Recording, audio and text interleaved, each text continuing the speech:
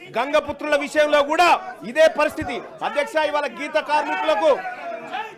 కార్మికులకు మనము వైన్ షాపులలో రిజర్వేషన్ అని చెప్తా ఉన్నాం అధ్యక్ష. ప్రైవేట్ యూనివర్సిటీలు పెట్టే కాడ మా గీత కార్మిక మా గౌడ సోదరులకు అవకాశాలు కల్పించండి. ప్రైవేట్ కాంట్రాక్ట్ల దగ్గర అధ్యక్ష 42% రిజర్వేషన్ కాంట్రాక్ట్లు ఇచ్చే కాడ ఈ బీసీలకు ఇవ్వంగా ఏ చట్టం అడ్డుకునే పరిస్థితి లేదు అధ్యక్ష.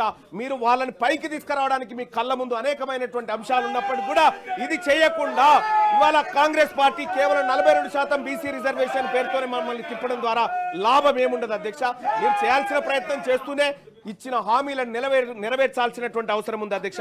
మత్స్యకారుల హక్కులకు సంబంధించి మత్స్య సామాజిక వర్గాల మధ్య పెండింగ్ లో ఉన్న సమస్యలు పరిష్కరించేందుకు త్వరితగతిన ప్రయత్నం చేస్తామన్నారు అధ్యక్ష.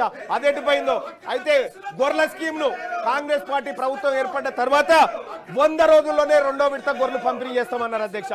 రెండో విడత గొర్రెల పంపిణీ కార్యక్రమం ఎటుపోయిందో కానీ ఇక్కడ మొదటి విడత గొర్రెల పంపిణీ కార్యక్రమంలో దోషులైనటువంటి వాళ్ళని ఇవాళ ప్రజాక్షేత్రంలో దోషులుగా నిలబెట్టలేకపోయింది. ఈ విషయంలో కాంగ్రెస్ పార్టీ కొంత ఇబ్బందికరమైనటువంటి పరిస్థితుల్ని సృష్టిస్తా ఉంది అధ్యక్ష.